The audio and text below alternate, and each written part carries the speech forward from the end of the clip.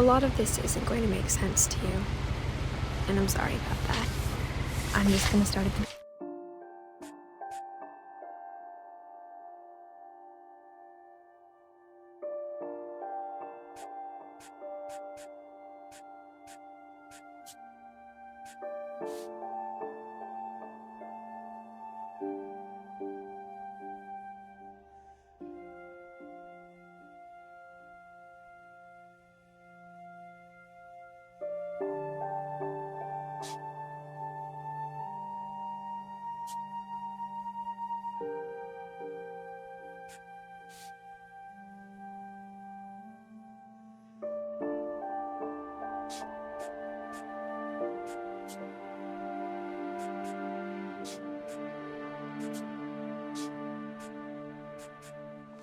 beginning with the house.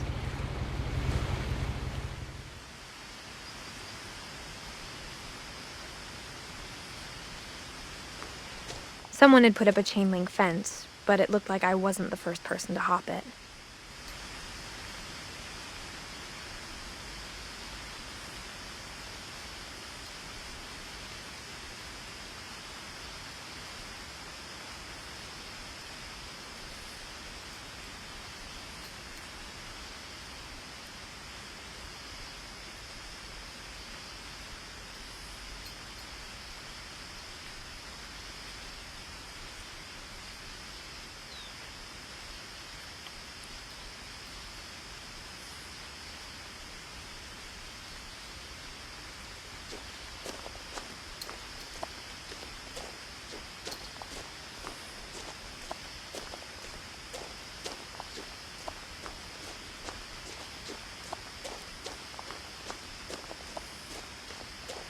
I lived here until I was 11, but I wasn't allowed inside half the rooms.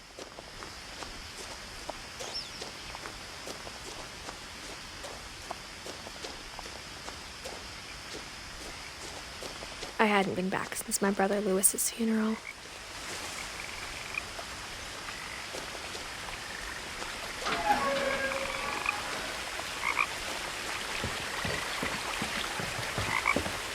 In her will, my mother left me a key, but didn't tell me what it unlocked. Maybe she thought I'd know, or she thought the mystery would be enough to bring me back.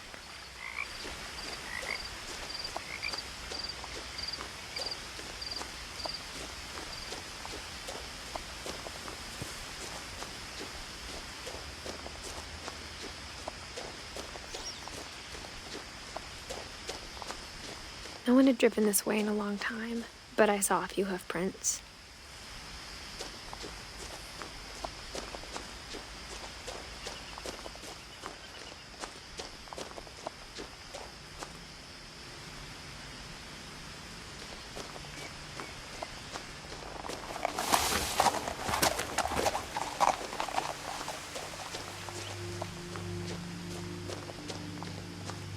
The truth is, even after I inherited the house, I never thought I'd come back to it. But now I had questions about my family that only the house knew the answers to.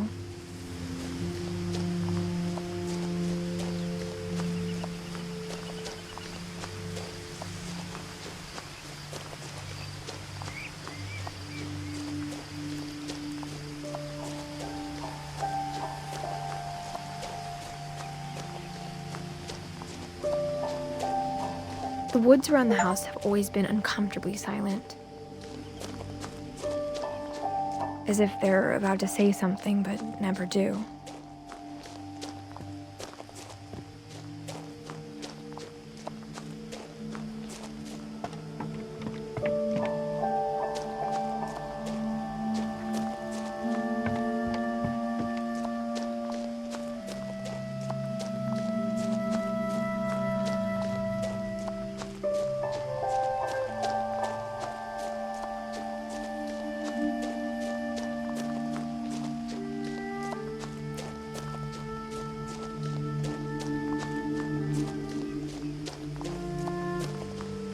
The house was exactly like I remembered it, the way I'd been dreaming about it.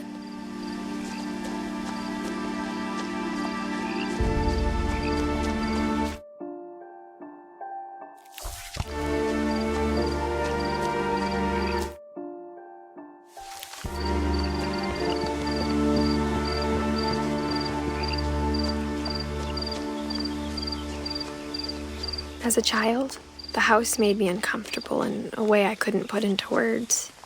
Now, as a 17-year-old, I knew exactly what those words were. I was afraid of the house.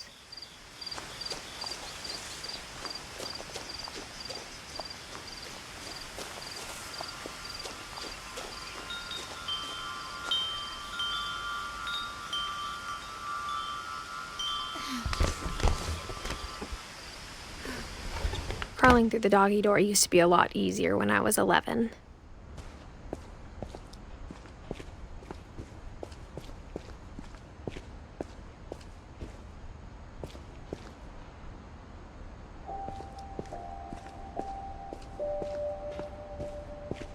For the first time in years,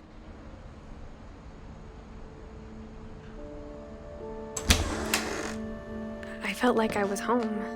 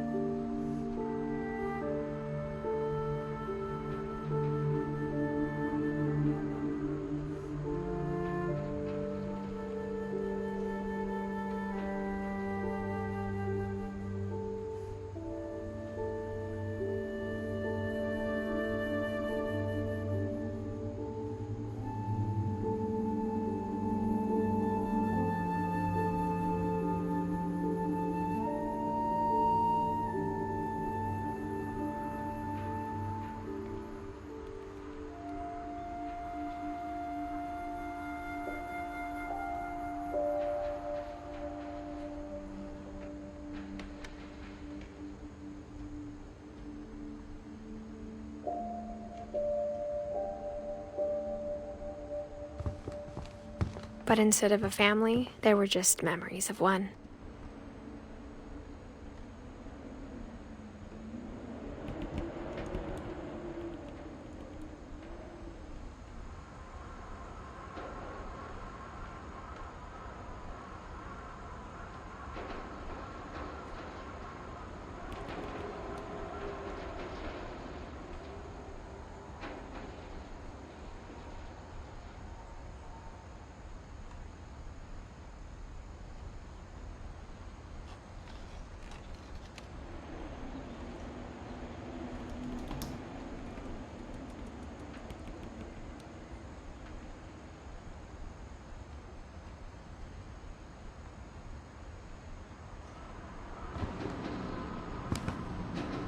Like how after Louis started working at the cannery, we all got sick of eating salmon. Except our cat, Molly.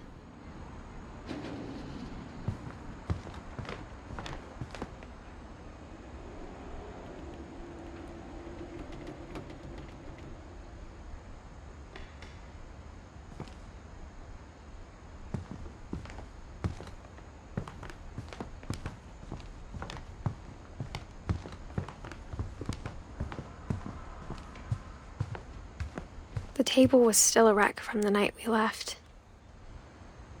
It was like a bomb had gone off, killing everyone but sparing the furniture.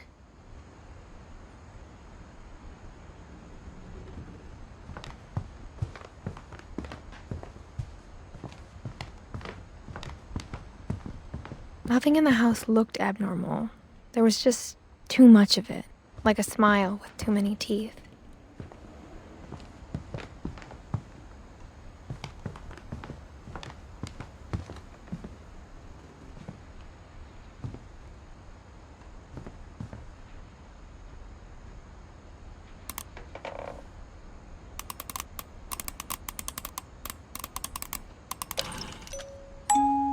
Great-Grandpa Sven built a music box for Barbara, along with the rest of the house.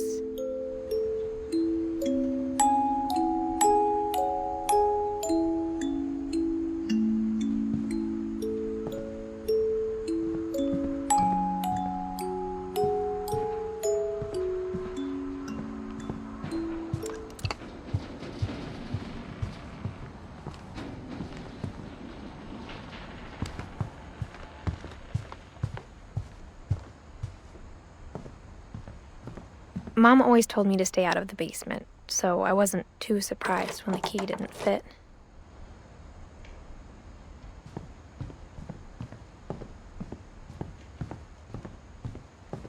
My mom wasn't much of an optimist, but she never stopped believing that my brother Milton was alive.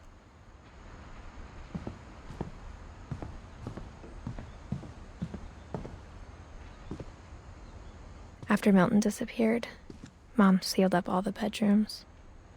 Then Edie retaliated and drilled peepholes.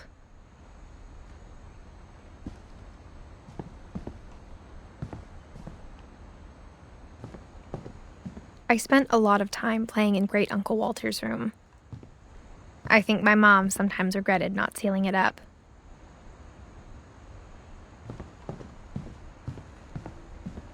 Lewis told me there were secret passages, but I never believed him.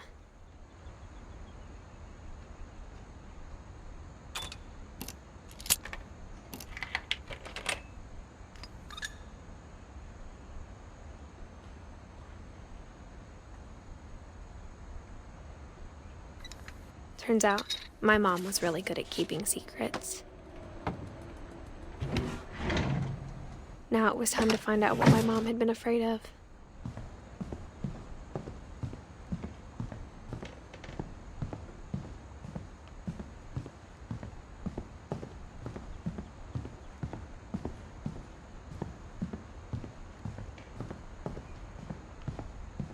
Whenever people ask me about my family, the first thing they always want to know about is Barbara.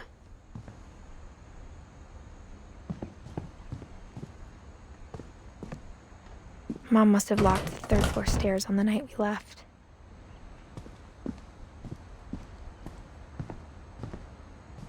Edie's father, Odin, built the original house.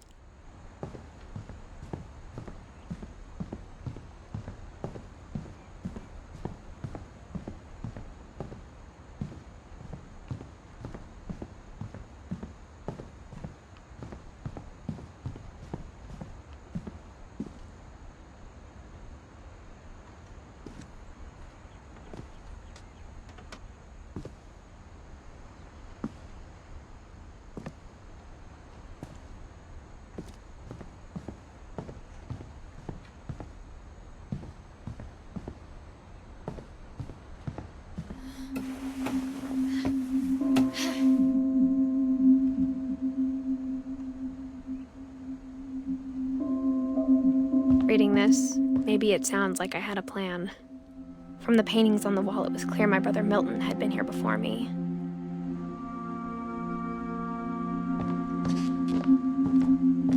But I had no idea what was behind that door.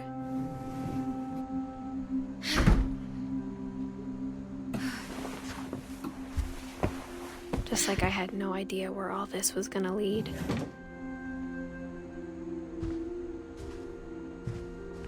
I grew up looking at Molly's room through the peephole.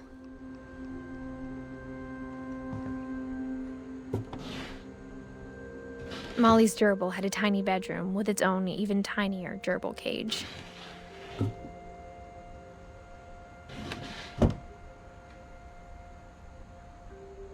Being inside for the first time, I felt like I'd stepped behind a painting.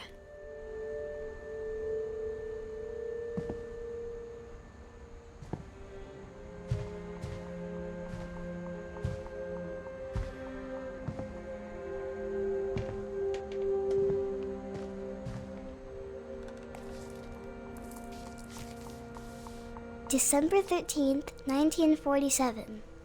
Dear Diary, I'll be gone soon, but I wanted to tell somebody about what's gonna happen.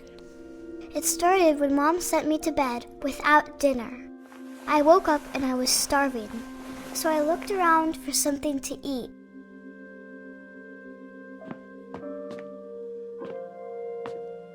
The gerbil food was dry, but I didn't mind it.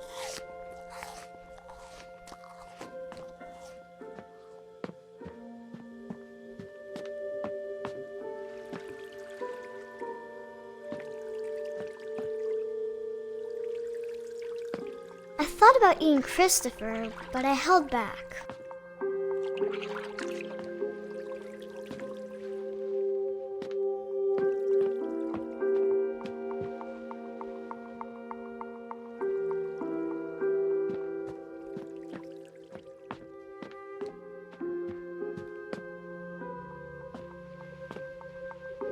My Halloween candy was all gone.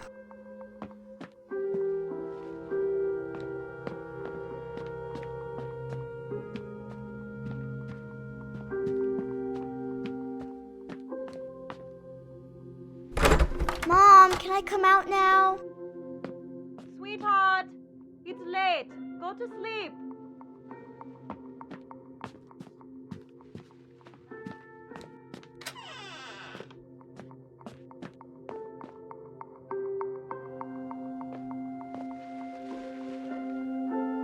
I kept eating and eating.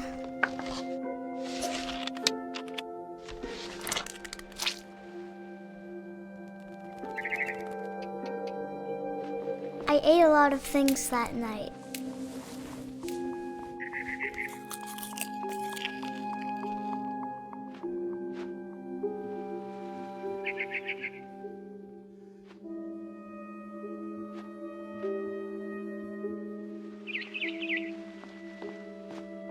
Then I heard chirping outside my window. It was a barn swallow going back to her nest. I reached out for her.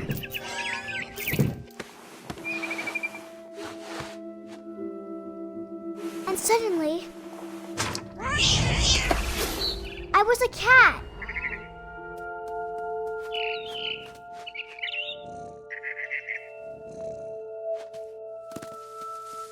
I tried to be quiet, but the bird was really scared.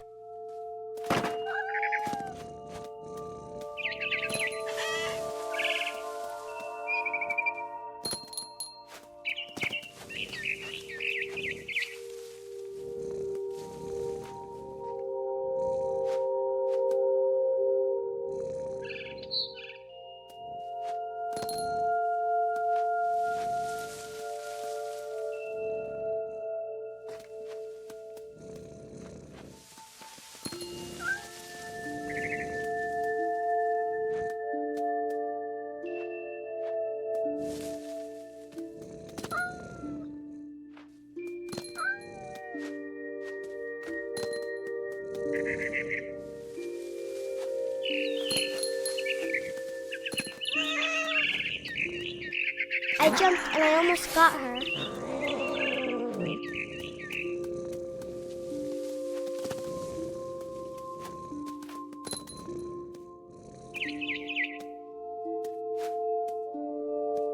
I could tell she was getting really tired. Now I was up in the big tree. I promised Dad I wouldn't climb it anymore. All I cared about was eating that mama bird.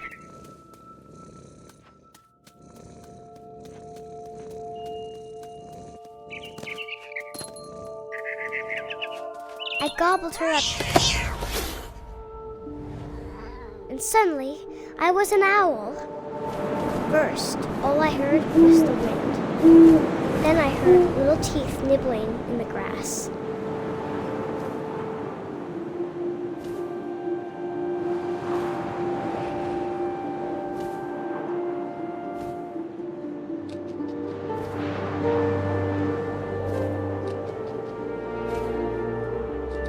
Rabbits.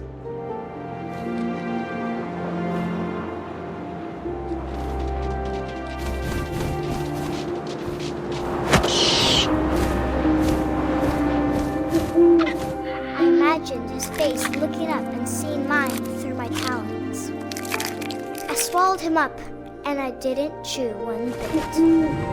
Then I flew off to find something bigger.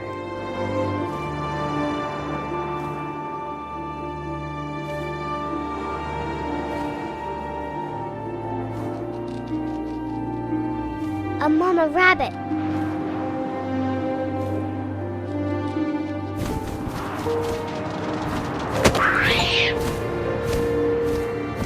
She was almost too big to carry. I started choking, but I couldn't stop eating. And suddenly, I was a shark.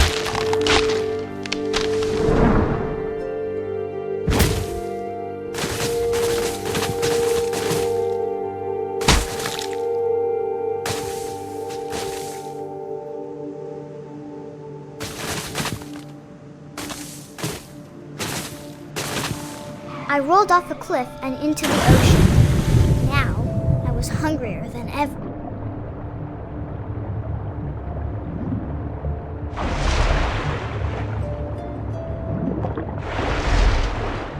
I wanted fat, juicy seals.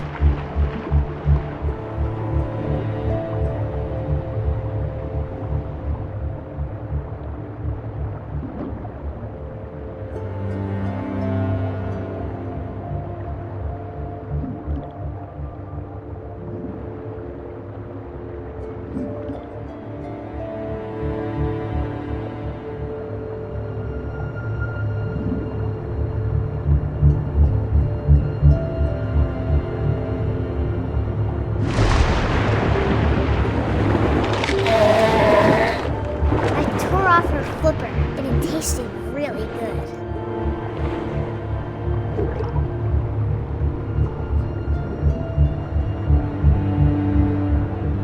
I grabbed on tight. When I was so hungry, I jumped out of the water. When I opened my eyes, everything had changed.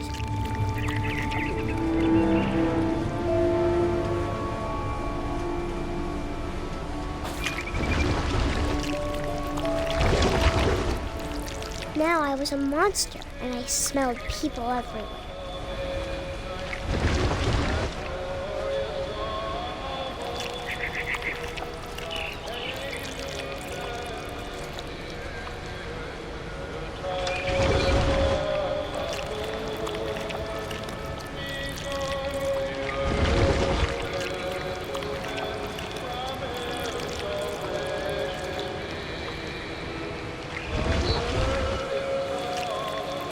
I was big, but I moved real quiet.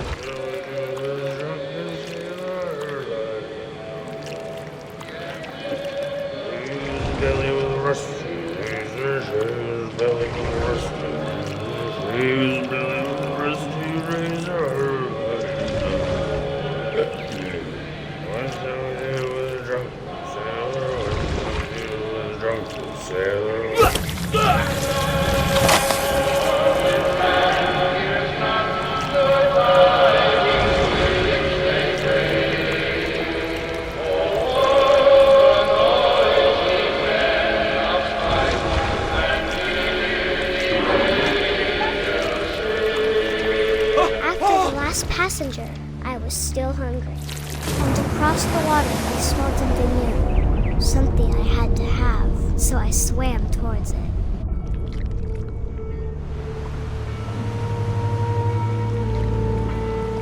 I slithered onto the sand, and the good smell went into an old pipe.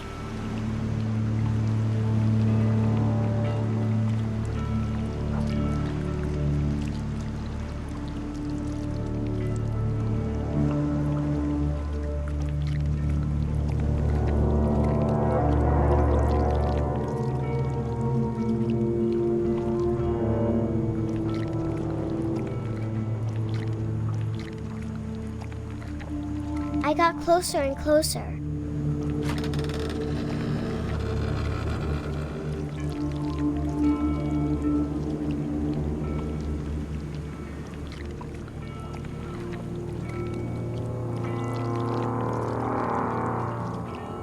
All my stomach started growling.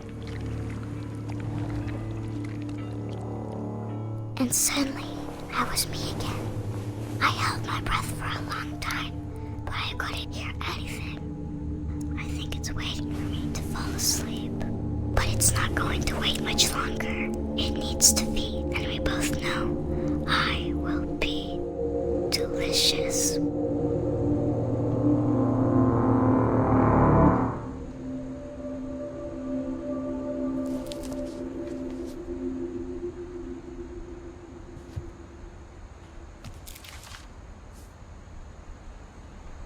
not sure if I believed all of that, but I'm sure Edie would have.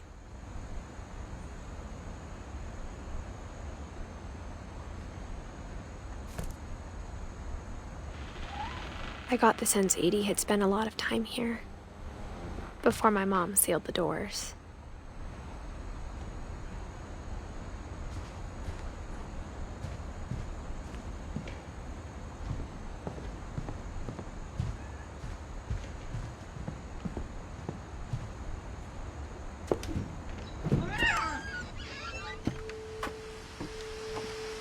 This will be obvious later, but my mom never told me any of these stories. Edie would have, but Mom didn't like bringing up the past. Though, when we adopted a stray kitten, she was the one who named it Molly.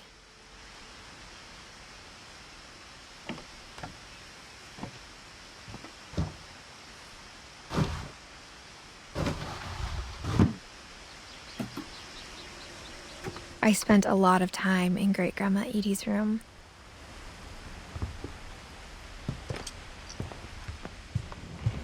When Edie told people Sven was killed by a dragon, she could also have said he was building a dragon-shaped slide that collapsed. She could have, but she didn't.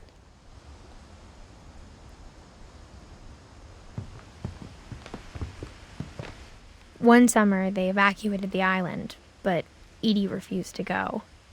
For a few weeks, she was a celebrity.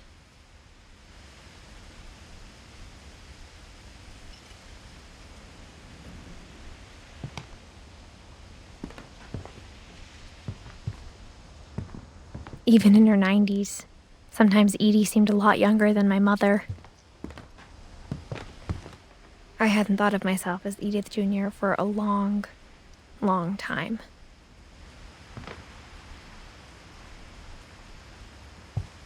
Edie gave a big interview about a mole man living under the Finch house. My mom was furious.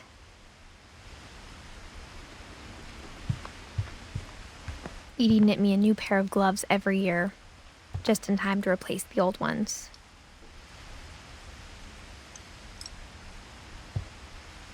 Louis died a week before we left, but Edie had already started to memorialize him.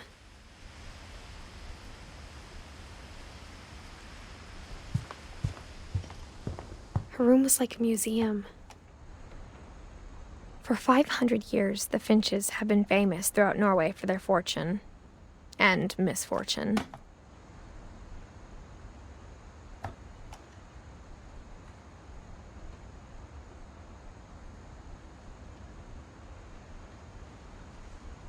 Odin Finch buries the latest victims of the family curse, his wife Ingeborg and their newborn son, Johan. On January 7th, 1937, he set sail with his family and his house, hoping to leave the curse behind. But 40-foot waves off the coast of Washington send the house and Odin to the bottom of the sea. Odin's daughter Edie, with husband Sven and baby Molly, step ashore on their new home, Orcas Island. Odin Finch is the first to be buried in the new family cemetery. His daughter Edie is already dreaming of a new Finch house.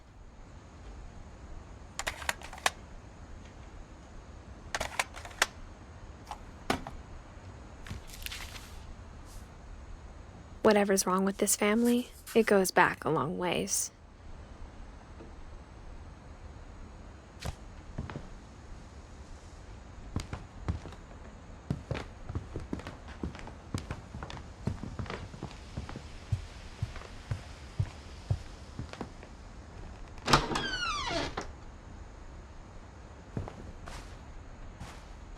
The only trace Grandpa Sam's first wife, Kay, left on the house was the pink bathroom.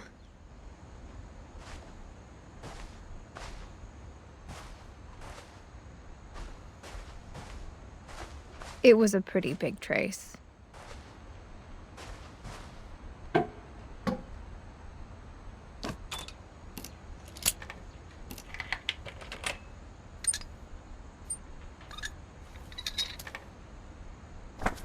There's a secret in this bathroom. It's in the last place you would look. It isn't in the cupboard. It's hidden in this book.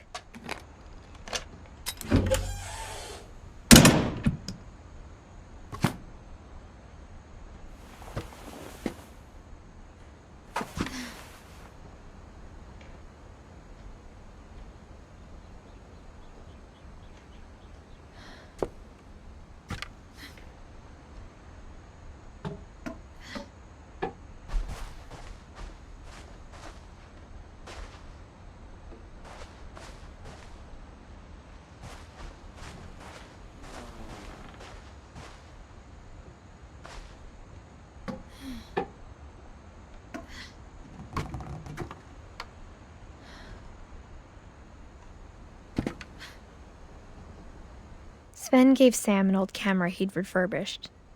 He never put it down.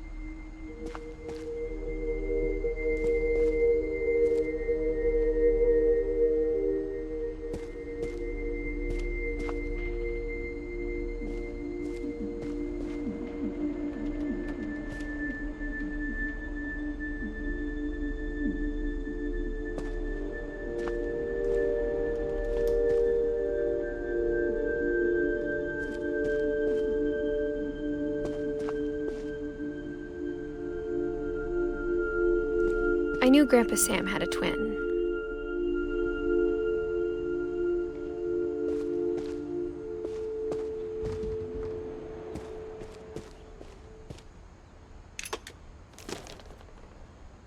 And that he never talked about him.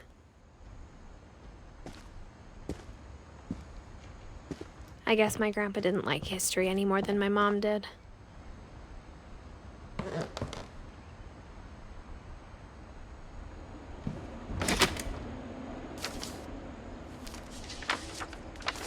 How I Want to Remember My Brother by Sam Finch. The thing I remember is that when he made up his mind, that was it.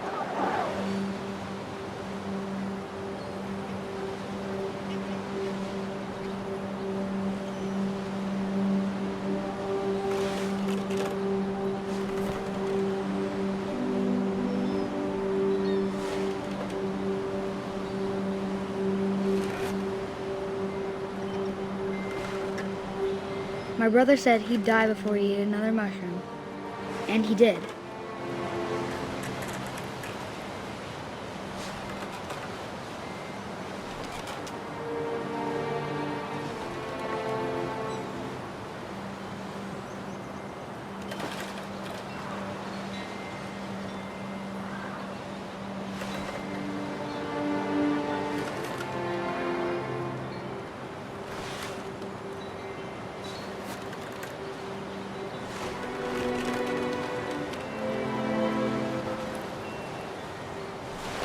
At Barbara's funeral, we swore we'd never be afraid again, and he wasn't. I think Calvin always wanted to fly.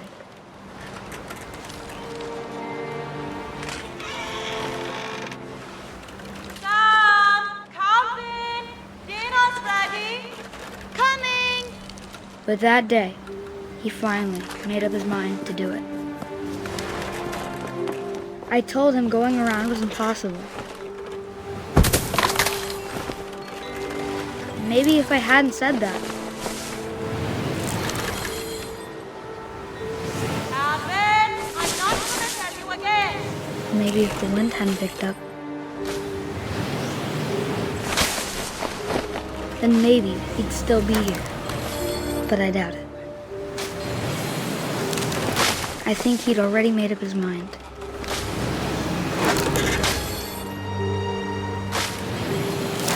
That's what I want to remember about my brother.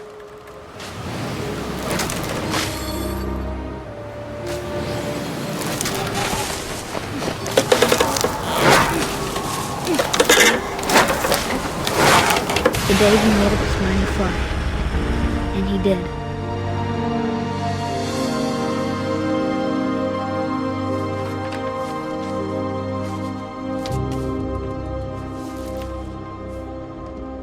Calvin's story felt strangely familiar. When I was younger, I remember trying to do the exact same thing.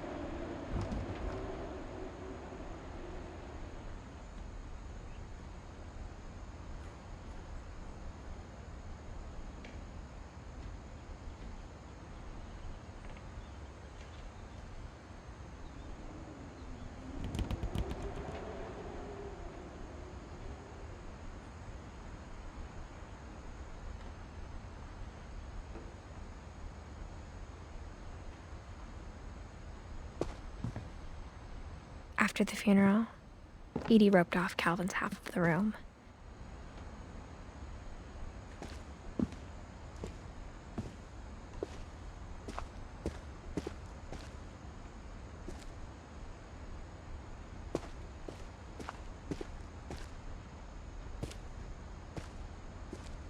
Mom said Grandpa Sam enlisted at 18 and never set foot in the room again.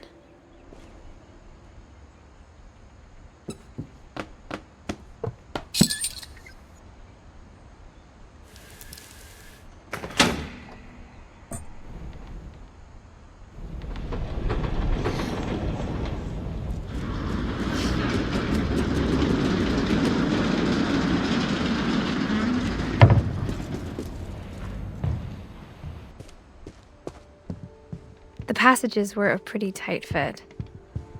They'd obviously been built for smaller hands and bellies.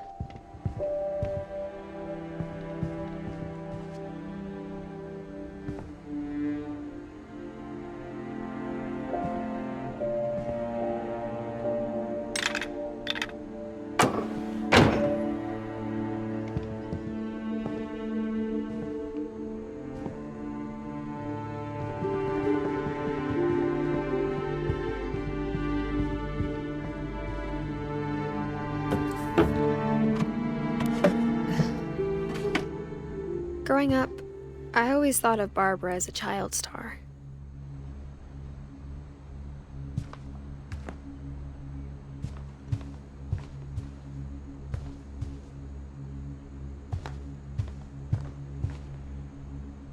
I never thought about how hard it must have been for her afterwards.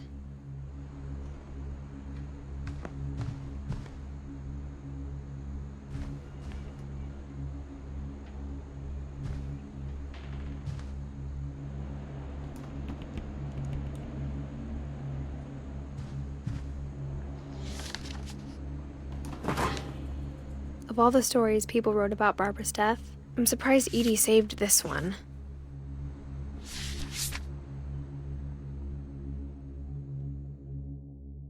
Old Jack here with another ghastly tale inspired by America's most unfortunate family. I'm calling it The Surprise Ending of Barbara Finch. As a child star, Barbara was famous for her scream. Now at 16, she was all washed up. A has-been. But in a lucky break, she'd been asked to perform her signature scream at a local convention for monster movie fans. It was just the boost her career needed. Unfortunately, her scream hadn't aged well. Getting better. I think you just need the right motivation. Her biggest fan and current boyfriend, Rick, was about to demonstrate when... Now that was a great scream. It was Barbara's father, Sven. He'd slipped into a table saw and had to be rushed to the emergency room. So Barbara got stuck babysitting her youngest brother, Walter. Her convention comeback was cancelled. Okay, I'm hearing frustration, but I'm not hearing terror.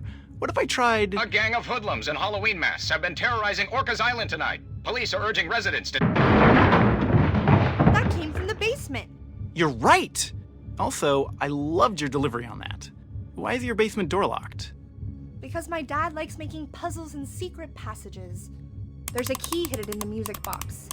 The secret is to keep winding and winding until finally the key pops out. Thanks, babe. I'll be back in a sec. 20 minutes later, Rick hadn't returned. So Barbara went to look for him, right on cue.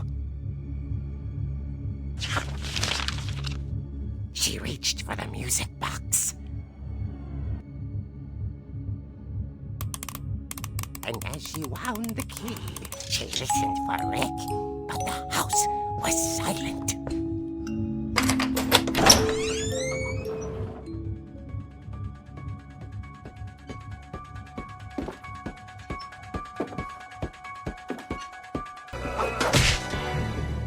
Oh! Rick? Barb, relax. I was just trying to scare you to help you find your scream. Well, I'm not scared, Rick. I'm furious. Then act furious.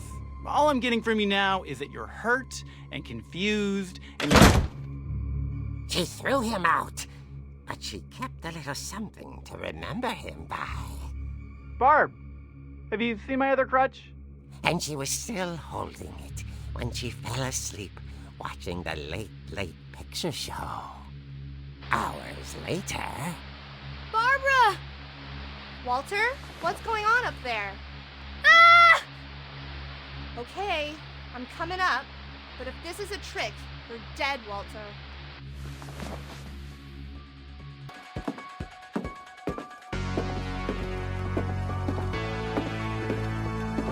At the door, she heard whispering. It was coming from inside the house.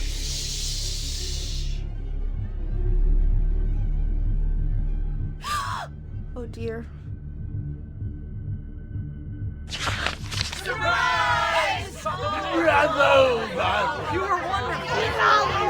monsters had come to surprise her. For Barbara, it was a dream come true. Then she saw what kind of monsters they were, and she realized what was about to happen. She was going to be famous. And with her final breath, Barbara Finch gave the performance of her life.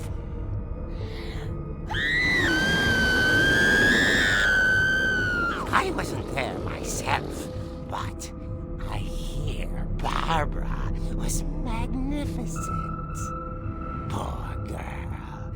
She had a taste for stardom. But unfortunately, so did her fans. Of course, the police blamed it all on poor Rick, who disappeared the same night. And little Walter? Hiding under his bed the whole time. He took it all pretty hard, but that's another story. As for Barbara, tucked inside the music box is all they ever found of her. Her ear. Now that's what I call a real eerie tale.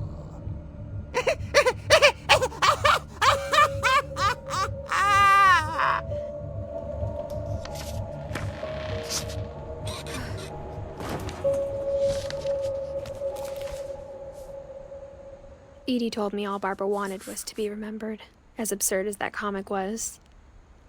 Maybe what Edie saw was a happy ending.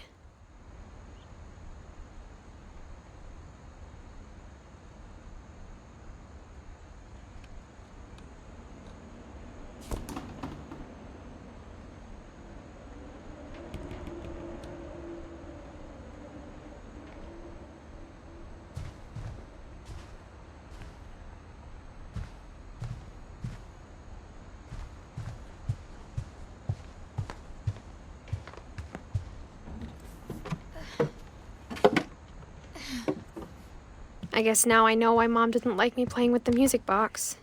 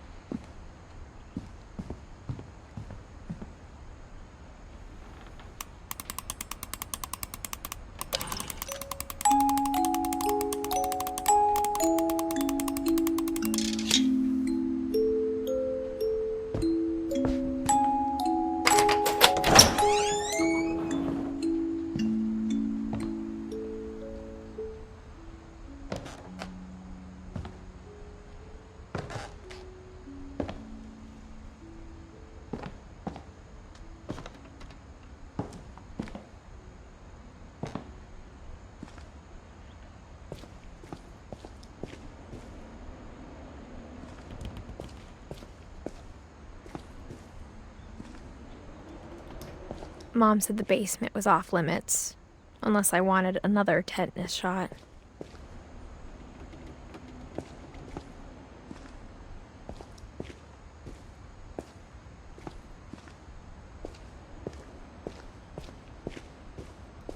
I saw Edie sneak down to the basement once, carrying packages. I thought maybe she was hiding presents.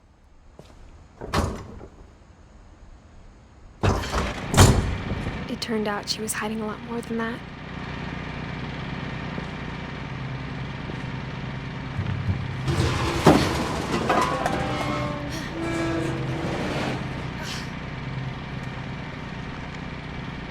I remember asking Mom once about where Walter had gone.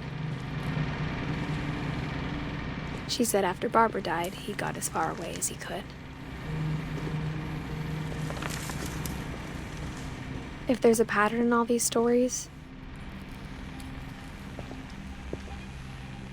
I think it's that none of us has gotten very far.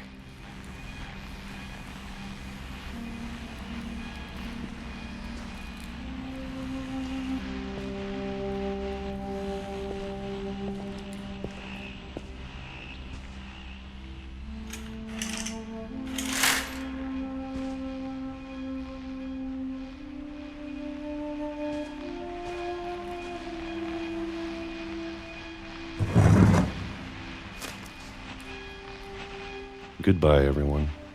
I can't believe I've been down here for 30 years. On that first day, after the shaking started, I didn't think I'd survive a week.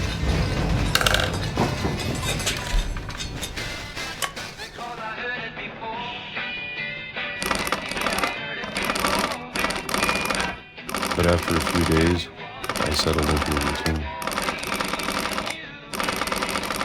That's what kept me sane.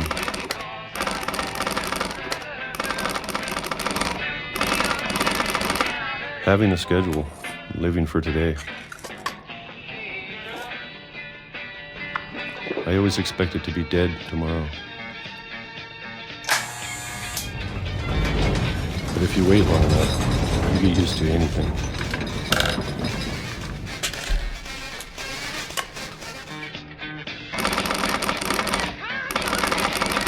Even a monster on the other side of the door starts to feel normal.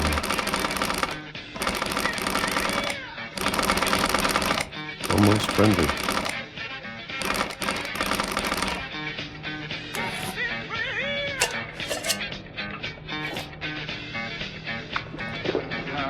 And then one day, everything just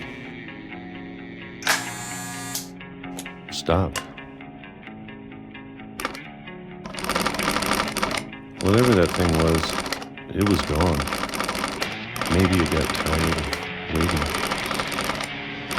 Or maybe I just got tired of being afraid.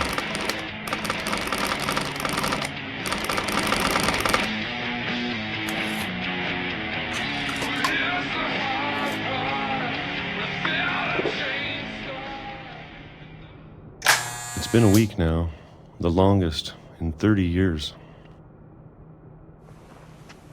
I'm done waiting.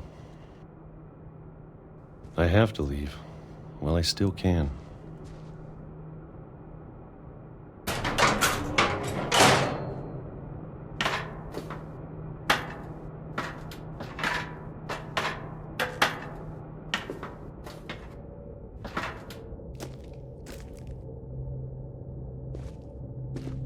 I know it's out there somewhere. Whatever killed Barbara and Molly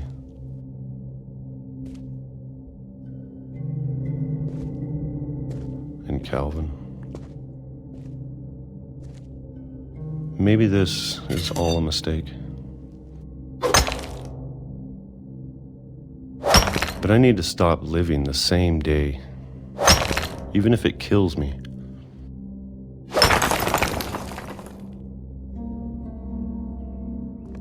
Whatever's out there, I want you to know I'm ready for it.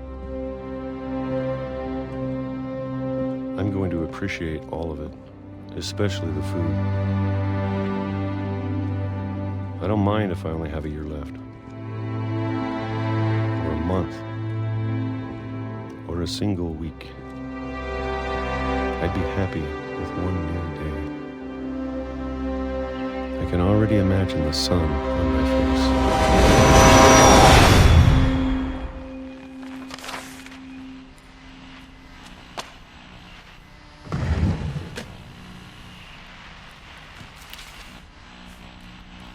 Walter died when I was 6. I can't believe my mom never told me he was down here. I'm sure my mom was trying to protect me.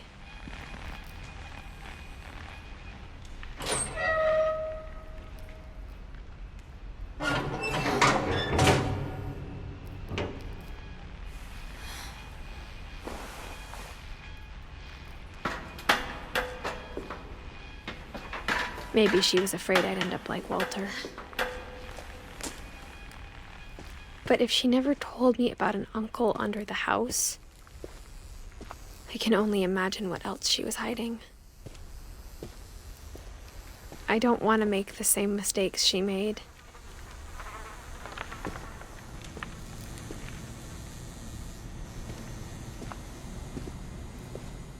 Trying to bury something that's still alive. Now that there's only one of us left, or maybe 2, I thought it was time I heard the stories for myself and found out what happened to everyone else. But now I'm worried the stories themselves might be the problem. Maybe we believed so much in a family curse, we made it real.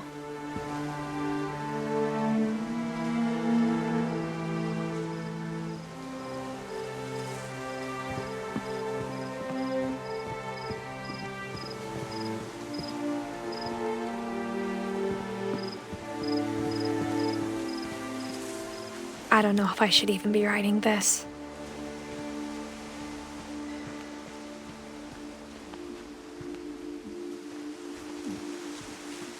Maybe it'd be better if all this just died with me.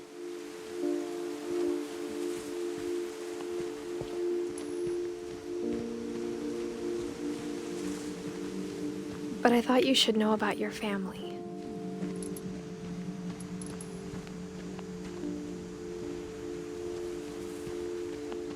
And the history you're a part of.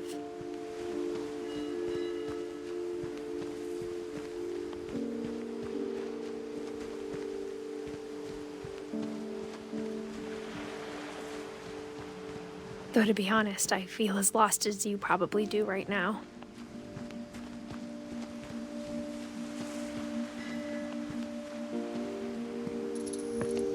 I think the people in these stories believed them, for what that's worth.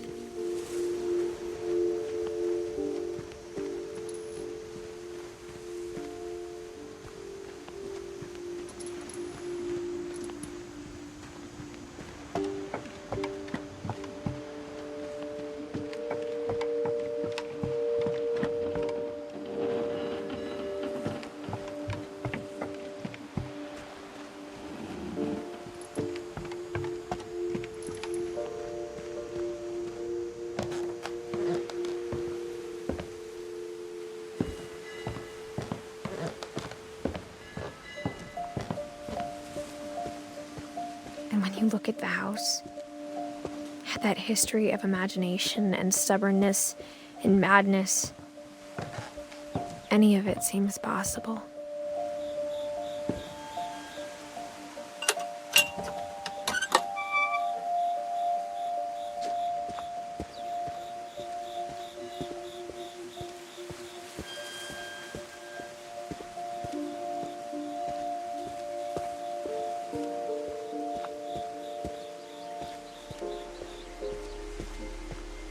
I think we've been surrounded by death for so long, we've just gotten used to it. What kind of family finishes building a cemetery before starting the house?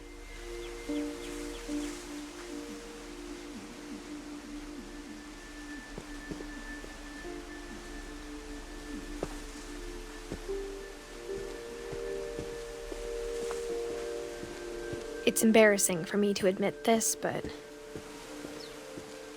the pet cemetery made me more uncomfortable than the human one.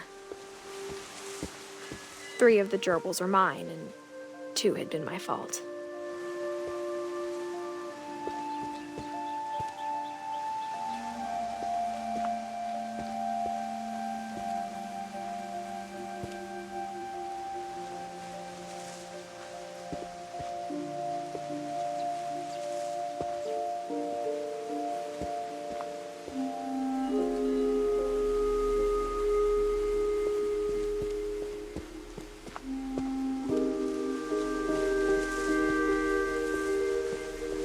Sven built the house, but it was Edith who designed the cemetery.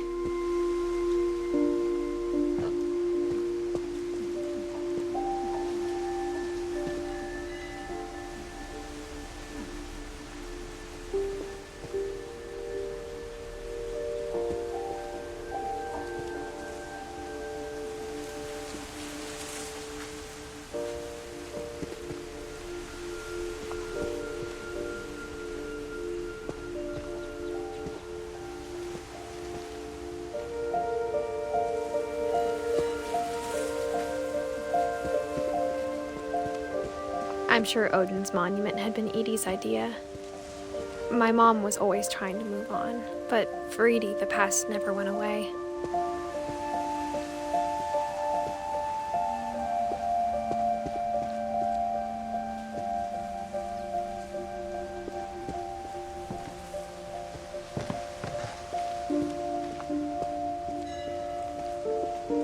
She could see it poking out of the water at low tide.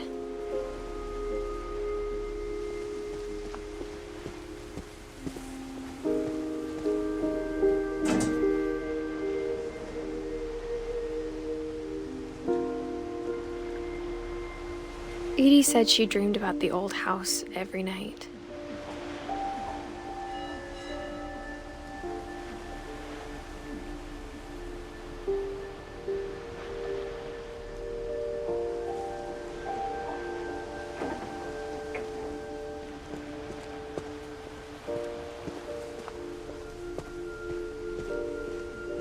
Edie's side was always easier for me to understand.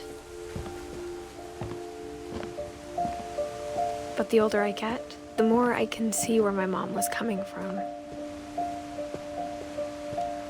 Her dad had been pretty strict, but it wasn't enough to save her brothers. She was just trying to do better.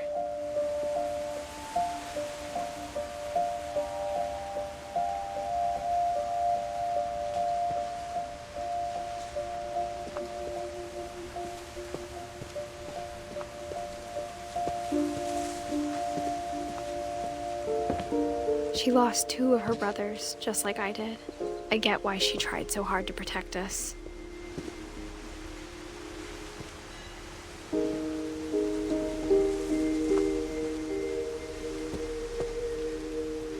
We never found Milton's body, so my mom insisted we were putting up a monument, not a tombstone.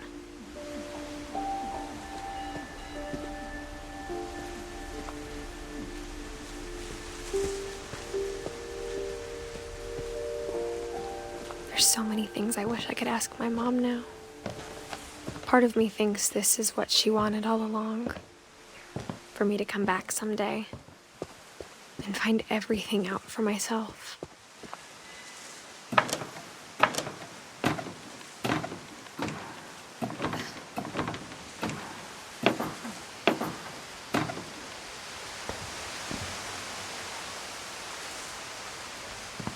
But looking back on it now, if she told me there was going to be so much climbing, I never would have come when I was 22 weeks pregnant.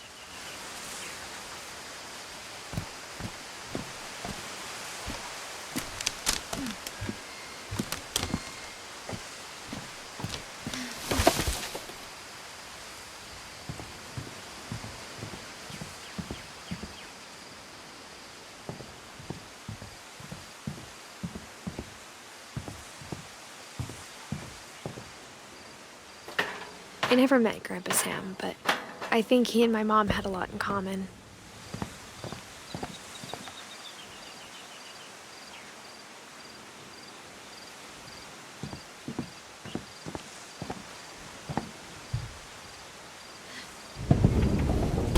They were both pretty intense. Sam spent his life shooting photos, but Mom said he got nervous being in front of the camera. I guess we're all afraid of something.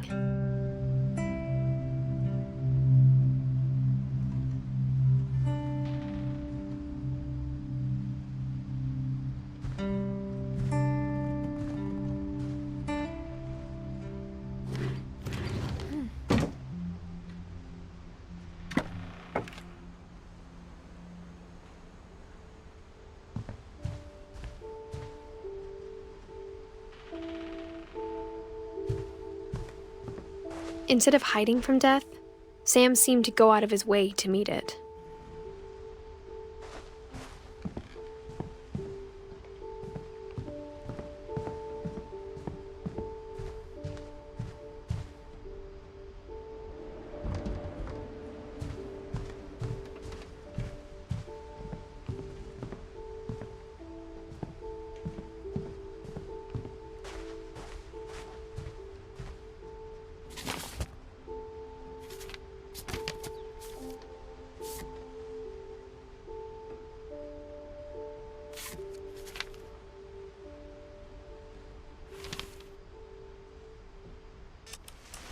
Dawn, I promise, you'll never forget this weekend. Yes, sir. These memories are gonna last a lifetime. Am I gonna have to shoot anything? It's a hunting trip, Dawn. Shooting is strongly encouraged.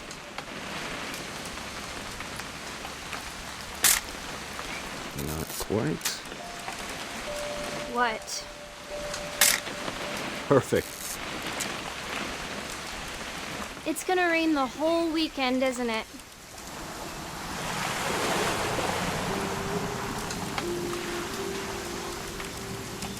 Please just take the damn picture. Hey, language.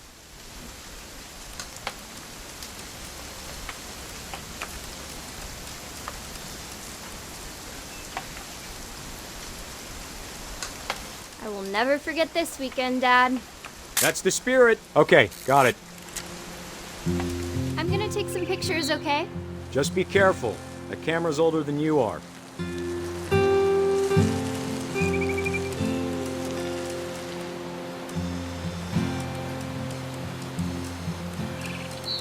You're right, Dad. It's starting to clear up. Still freezing, though.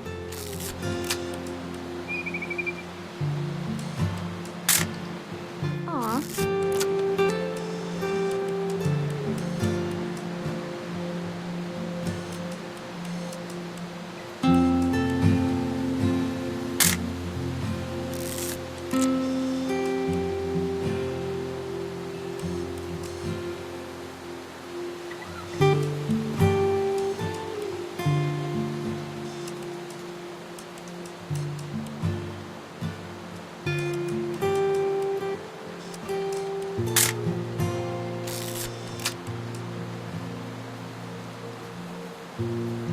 Definitely should not have drunk all that coffee.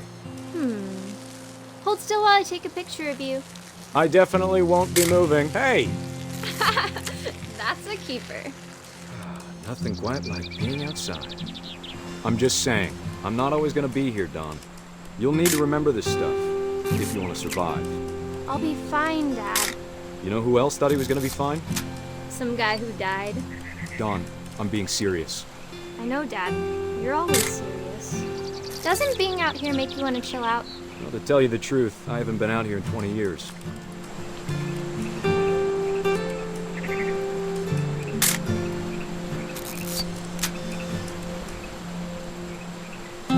Last time I was with my brother Calvin.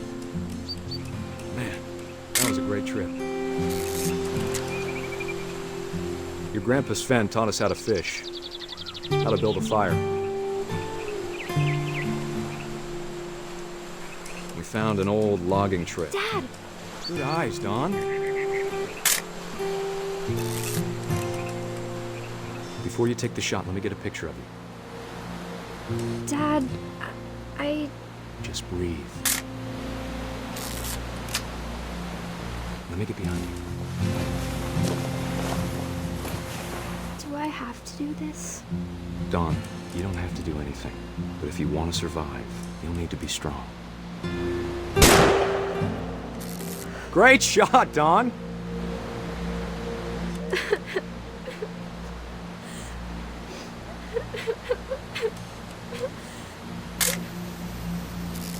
I'm proud of you, Dawn. Always remember that, okay?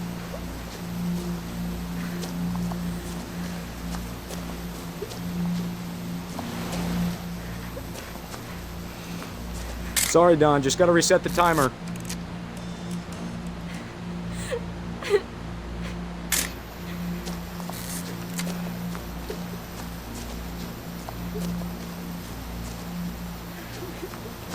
Dad, it's twitching. I think That's it's totally so... normal, Dawn. Just focus on the camera. Try not to think about... Dad!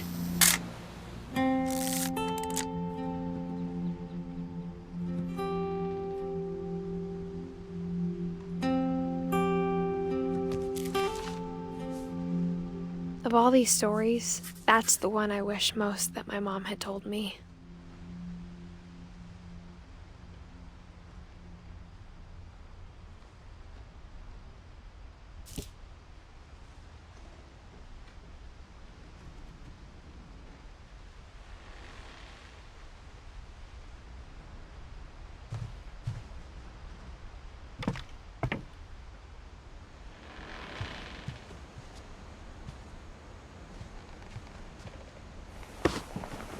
After Sam died, my mom and Edie got really close.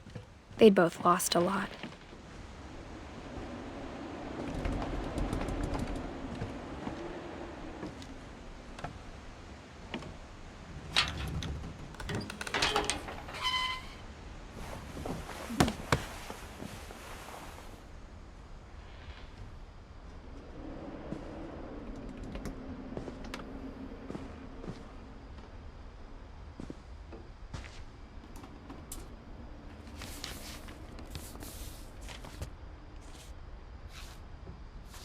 Dear Kay, do you remember the way Gregory used to laugh when he thought he was alone? something funny was happening, but only he could see it.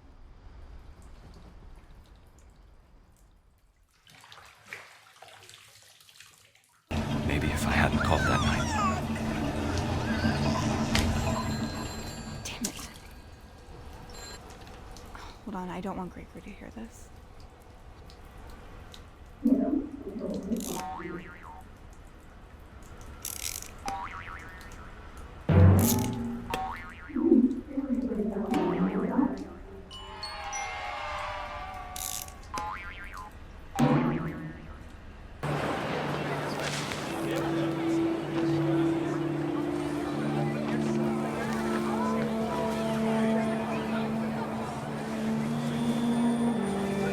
Father made him come, of course, but Gus stood far apart, just flew his kite and bottled up the storm inside his heart.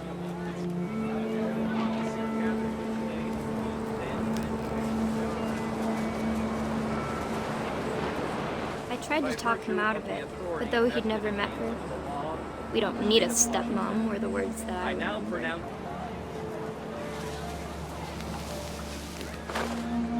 When the time for photos came, Dad ordered him to come here. But Gus declined, and as a sign held up his middle finger.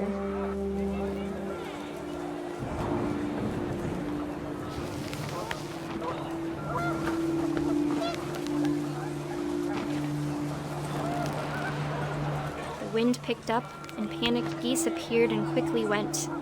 But all the humans did that day was go inside the tent.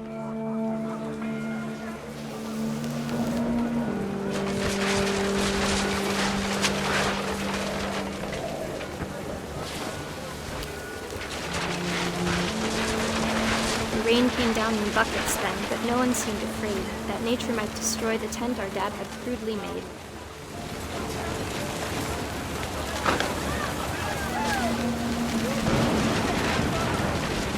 The thunder sounded much too close and full of angry power, but all my father said to this was, "Make the music louder."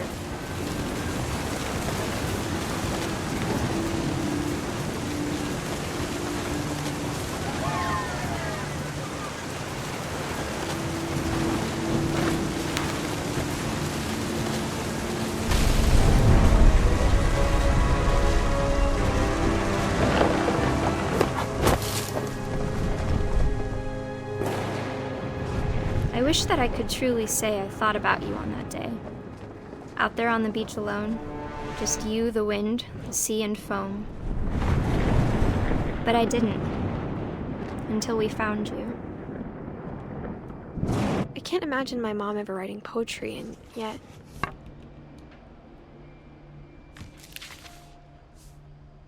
She never talked about him, but Mom told me once if I was a boy, they were going to name me Gus.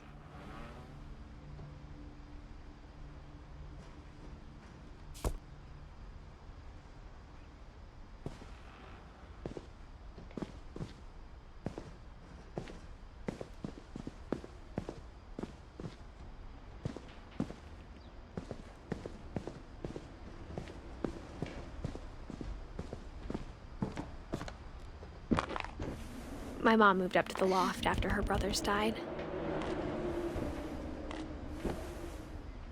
At the time, it was as far away as she could get.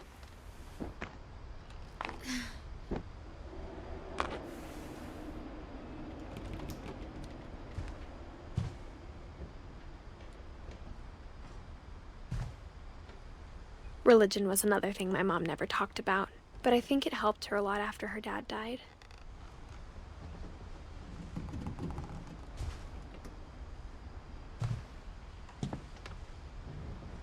My mom moved to India a week after graduation and got a job teaching English. She spent a summer building houses in Calcutta, where she met my dad, Sanjay. Louis was born a year later.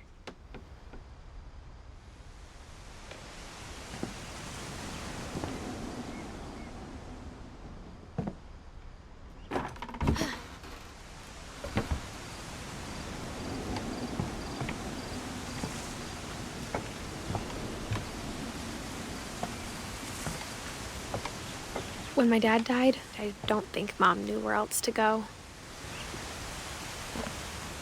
I'm sure Edie was happy to have her back. The house had to get a little bigger, but Edie was used to that.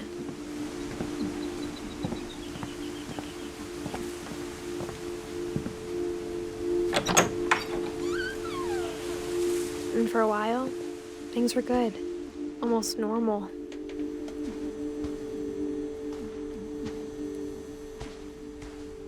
But it didn't last.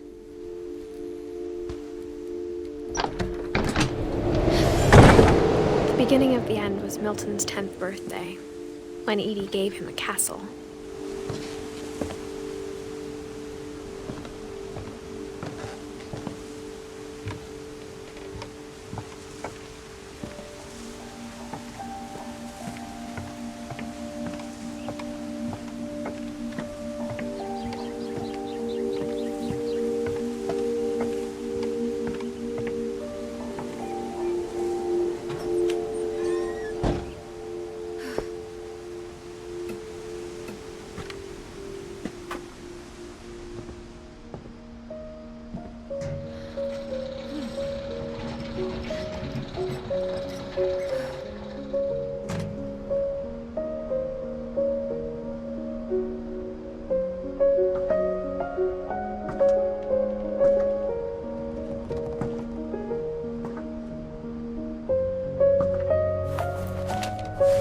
Milton Finch in The Magic Paintbrush.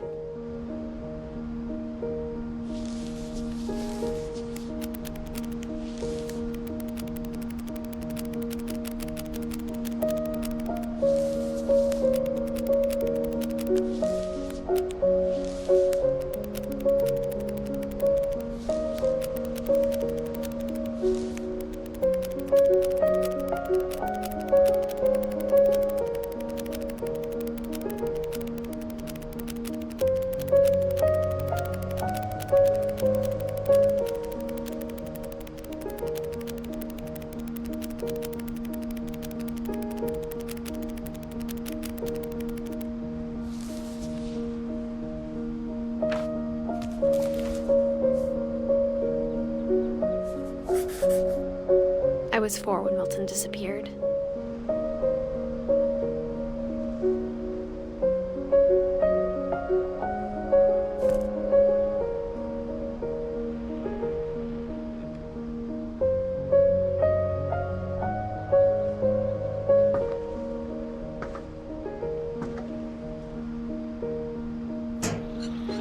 Mom spent months searching for my brother. Then she sealed the doors.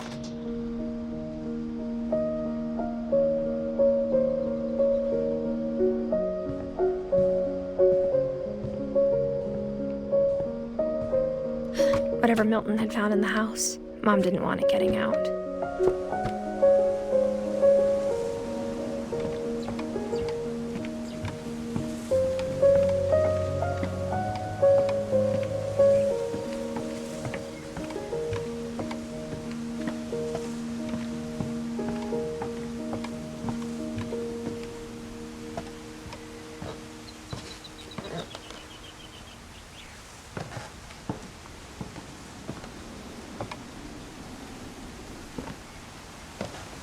Mom definitely blamed Edie, but I think Louis blamed himself.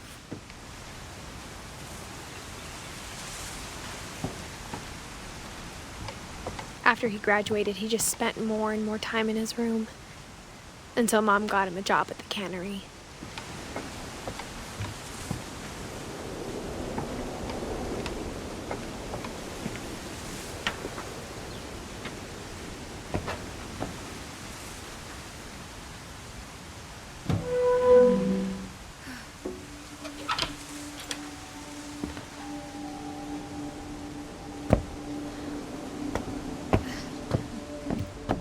Louis's room smelled very, very familiar. That part of him lived on.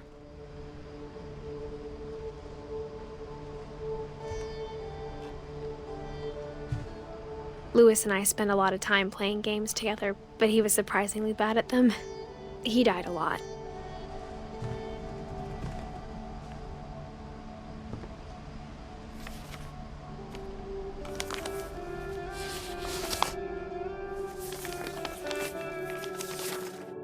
Dear Mrs. Finch, as Lewis's psychiatrist, I can understand your desire for an explanation. As I see it, the trouble began in January, shortly after we convinced your son to seek treatment for substance abuse. Newly sober, I believe Lewis first noticed the monotony of his daily life.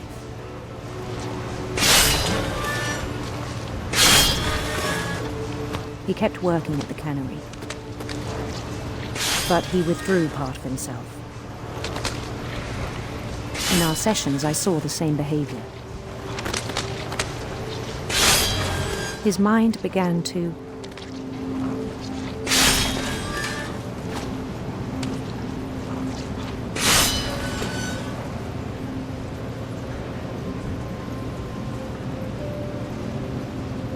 wander.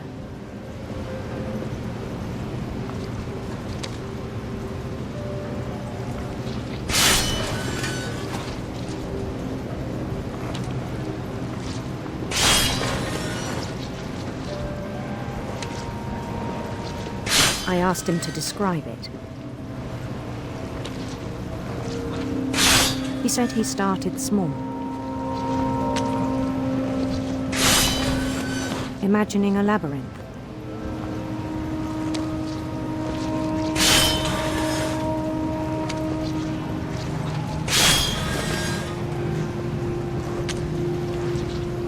He'd feel his way about. Then something moved. Bats. And toads.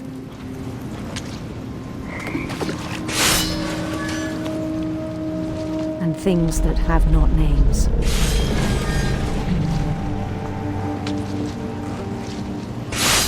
He knew it was all in his head.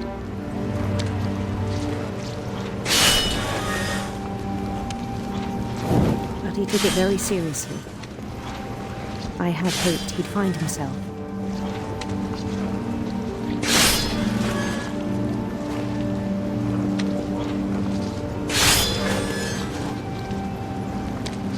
But he found something more. I worried about him then. Daydreaming at the cannery.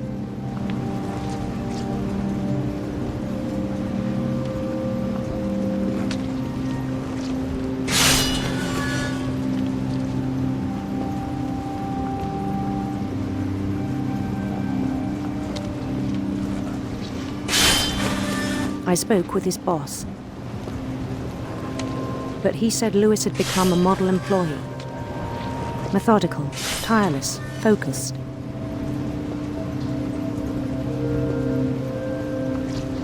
Like a whole new Lewis. So I let him go on.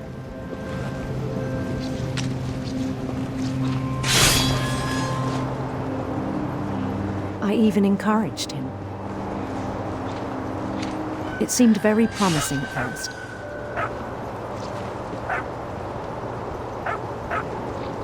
He told me he'd made a new friend.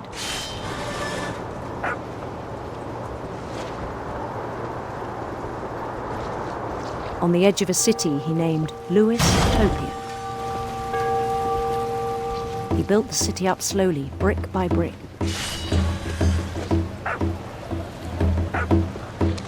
Then he made musicians.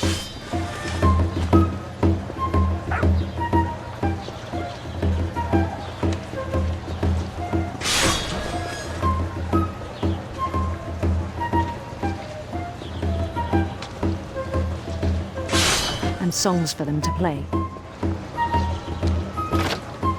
He talked about starting a band.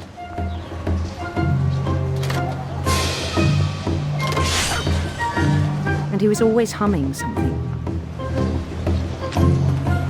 Every day his imagination grew stronger. He no longer spoke at the cannery, but his chopping was as reliable as ever. Then one day it struck him that all the cheering crowds, even the stones under his feet, were all in his imagination, so he could do whatever he wished.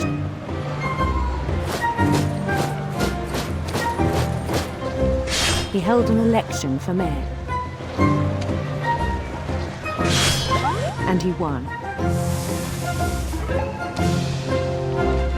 They begged him to stay, but his mind was already wandering. It became a game for him.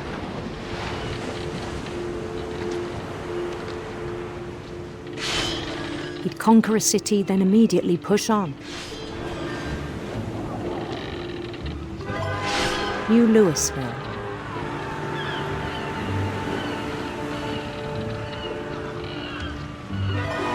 St. Louis.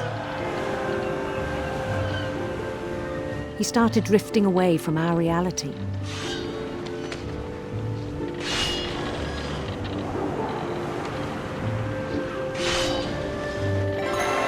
Minneapolis, until one day he forgot to go home from the cannery. Even as his mother pleaded with him, part of Louis kept sailing on.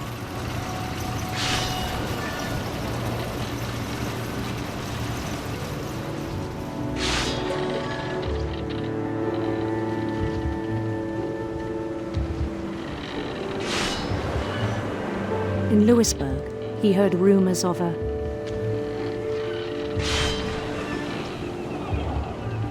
handsome queen.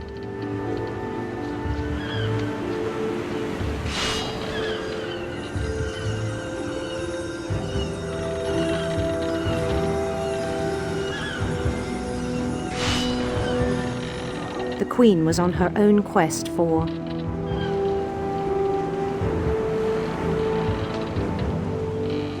radiant rainbows.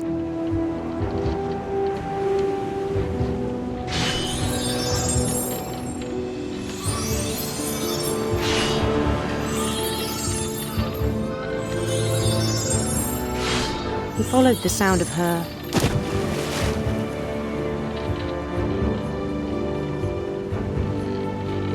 electric sitar.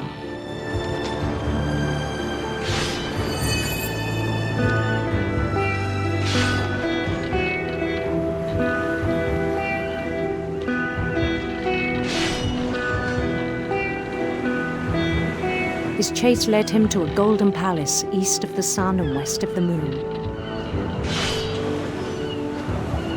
Even then, his logic remained sound. He knew the world was all in his imagination.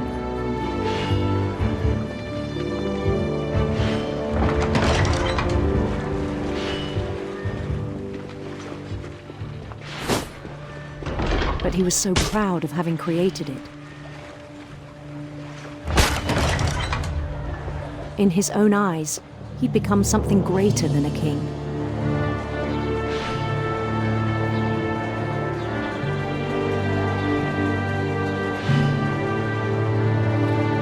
For someone who'd never known success in the real world, I think it was overwhelming. And then it struck him that the real Louis was not the one chopping salmon, but the one climbing the steps of a golden palace.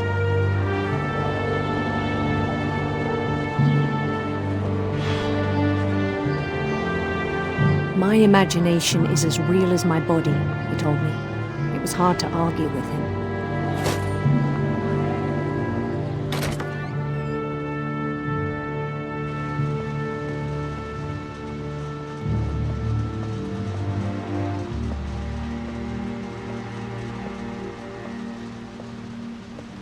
He began to forget the world we know.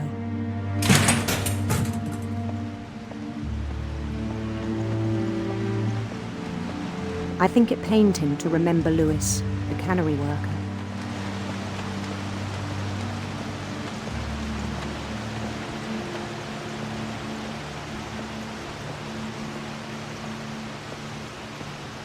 He began to despise the man with a royal contempt.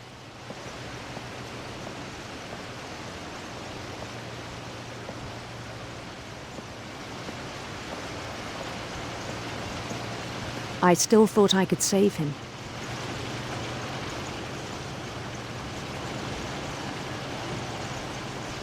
Even after he said he was being crowned king over all the lands of wonder.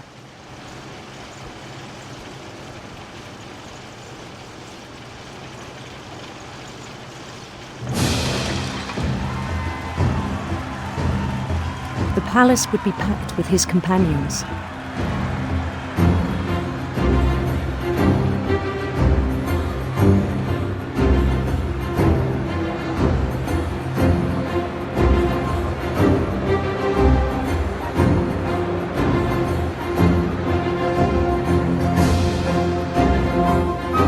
Including the wise Calico who'd insisted on inviting him.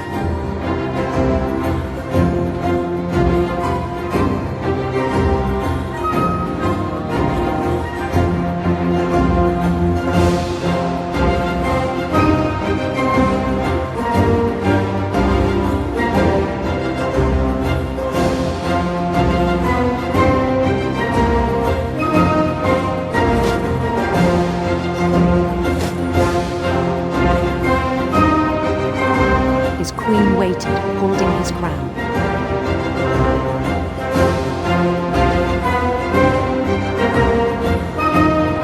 There was only one thing left to do.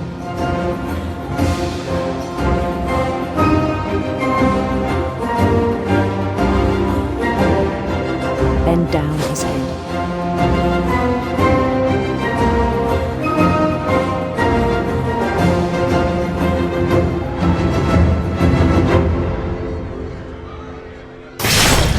The rest I think you know. Mrs. Finch, your son was a kind man who will be missed by all of us who knew him.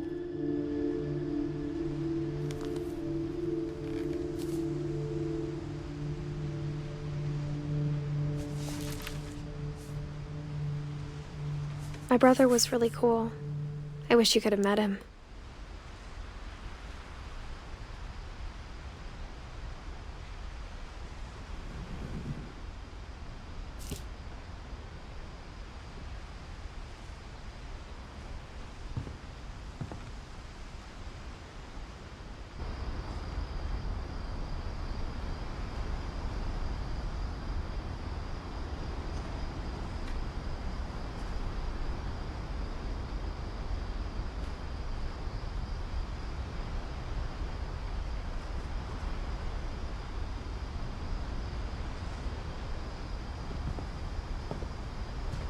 He was so proud of being Indian.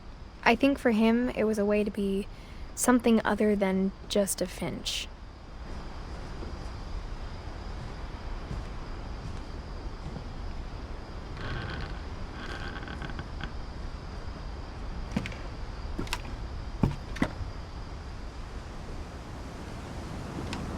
On the way back from Lewis's funeral, my mom told me to start packing. She waited until the day before we left to tell Edie. I'm not sure if she wanted to make it easier or harder.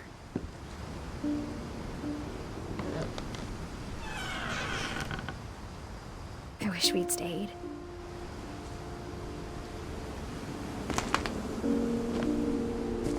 But I understand why we left.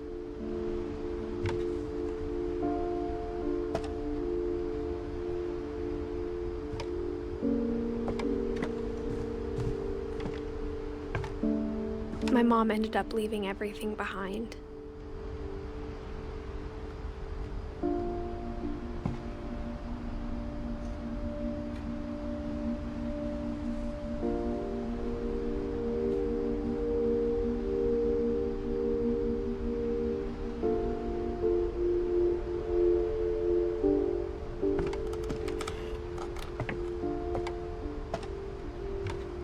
What happened that night had been coming for a long time.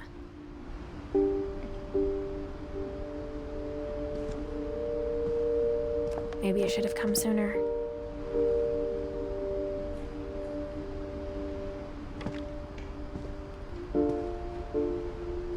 But it had to end one way or another. All that's left now is to tell you about that last night.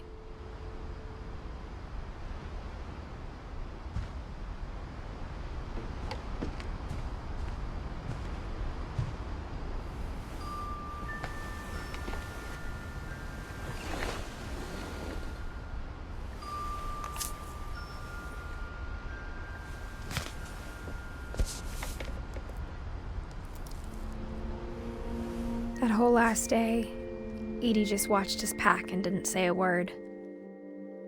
until supper when she raised her glass and said, "To our final night together, and all our final nights apart." Grandma, you know what I said about alcohol. Some of your medications are very Edith, specific. I left a present for you in the hallway. Why don't you go open it? The grown-ups have to argue now. I'm sorry, you're right. We're all leaving tomorrow. Let's just enjoy our last... I'm not leaving. Edith, you're excused.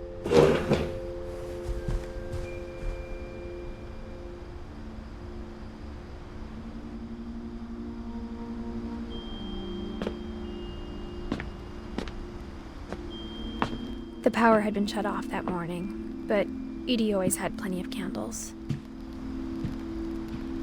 When my mom sealed the library, I don't think she knew about the other entrance. Or that Edie had a key to it.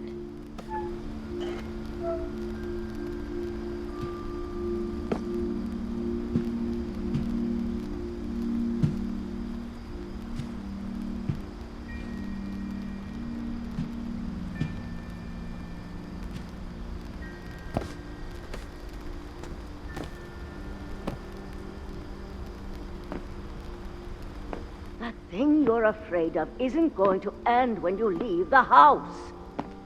Edith has a right to know these stories. My children are dead because of your stories.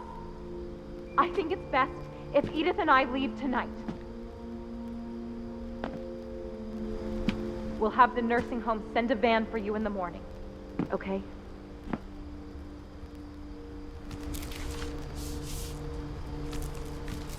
Dear Edith, there's so many stories I wish I could tell you, but there's only time for one. This is about what happened on the night you were born. That night, the tide went way, way out. It was the first and last time I ever saw the old house aground.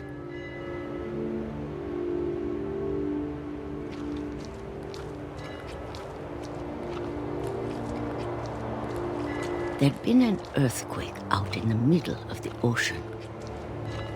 They called it the lowest tide in 1,000 years. God, it smelled awful.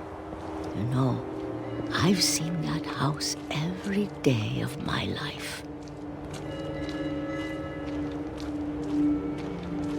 But I never thought I'd go back to it. When the fog rolled in, I lost my way.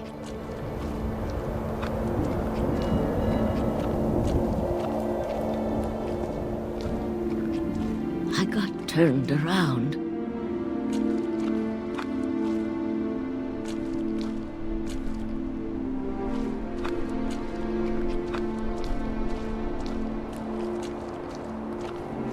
I started seeing things.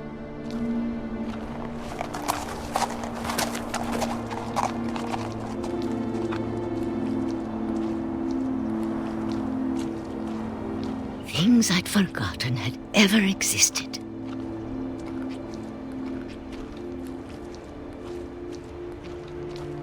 But when I saw them, they felt like old friends. That night, a lot of things came back to me. Or maybe I came back to them.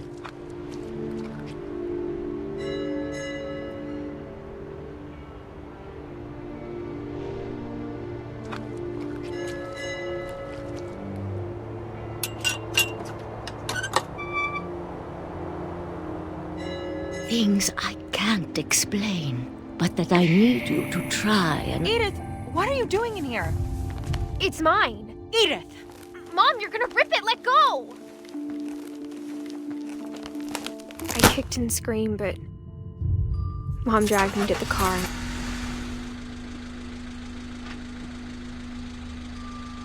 I never saw Great-Grandma Edie again. The next morning, the van came to pick her up, but she was already gone. After that, we moved around a lot.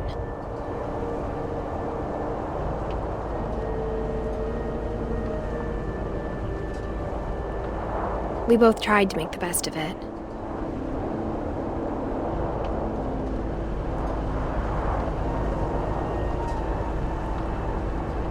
A few years went by.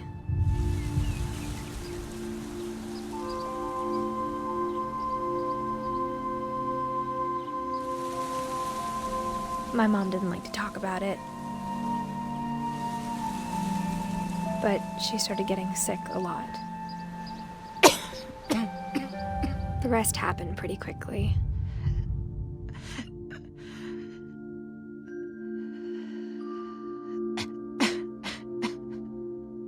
She got better for a while, and then she didn't. And then I was alone.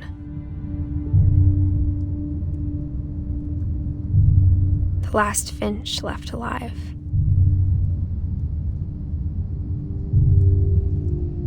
Until I found out about you. I'm still not sure what to tell you about all this. If we lived forever, maybe we'd have time to understand things. But as it is, I think the best we can do is try to open our eyes. And appreciate how strange and brief all of this is.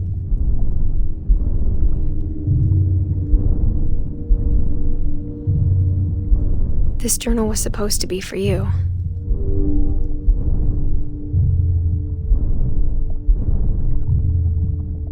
But now I hope you'll never see it.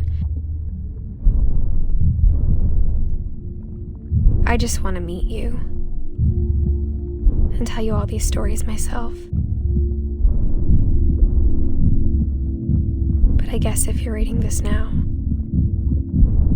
things didn't work out that way.